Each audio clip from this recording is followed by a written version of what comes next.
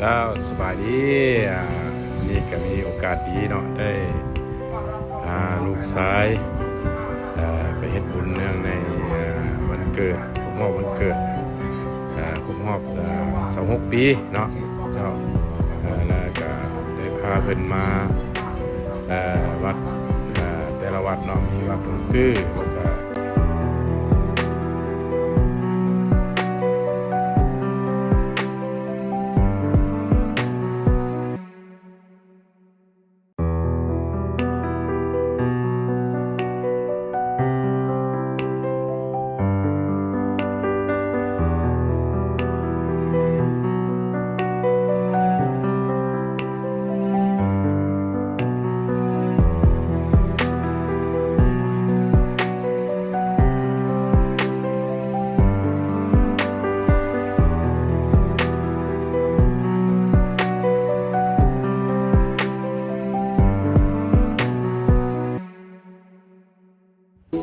การถวายมันเป็นได้ถวายต้นโพเงินโพค้ำเนาะแล้วก็สังฆทานพร้อมด้วยปัจจัย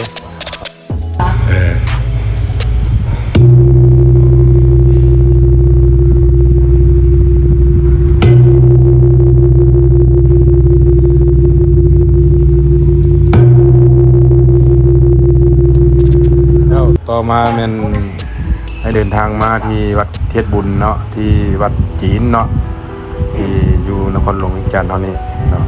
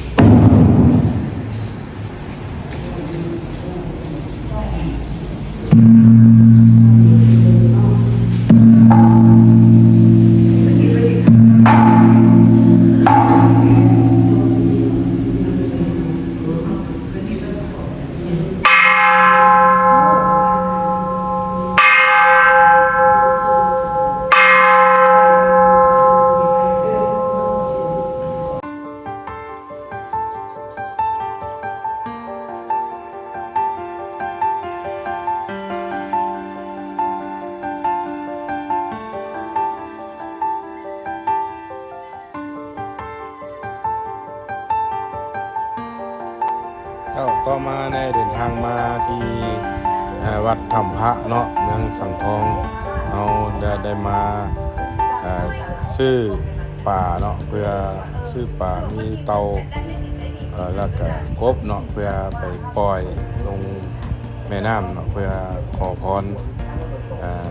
ให้อยู่ดีมีแห้งเนาะอยู่เย็นเป็นสุขเจ้าและให้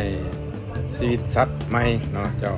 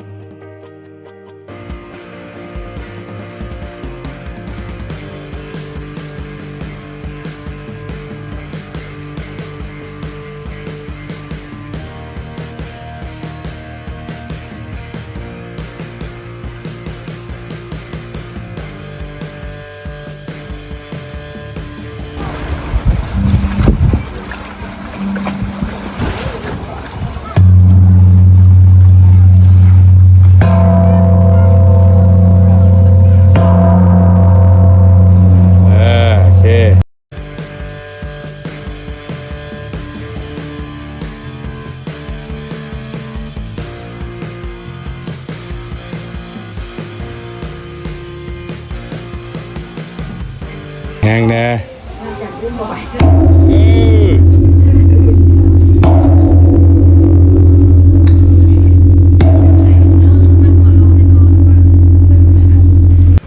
เข้าต่อมาเป็นได้เลี้ยงกระแลมเนาะเด็กน้อยที่อยู่ในบริเวณนั้นประมาณ4-50 ทานเนาะก็ได้กระแลมพลจอกจะไปกินเนาะเข้า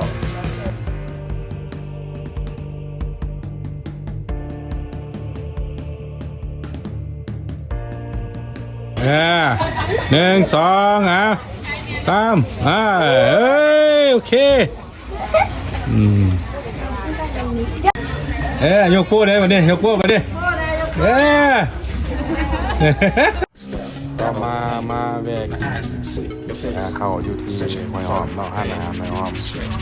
จะมีต้มไก่ปิ้งปลาแล้วก็ตำหุ้งเนาะหรือว่าแกงหน่อไม้หรือว่าแซ่บหลายเหมือนนั่นเนาะหรือว่า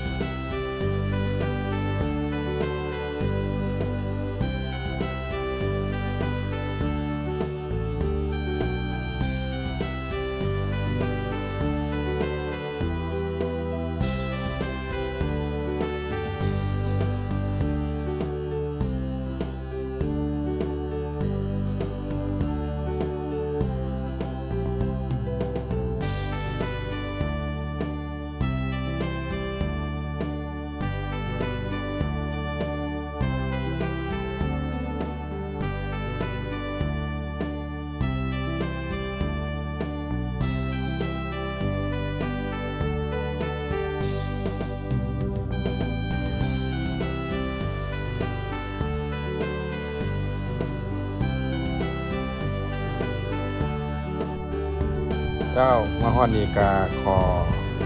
อมขอบใจเนาะนำท่านผู้ชมที่ติดตามและรับชมเนาะขอจงให้โชคดีเบิดทุกคนขอบใจ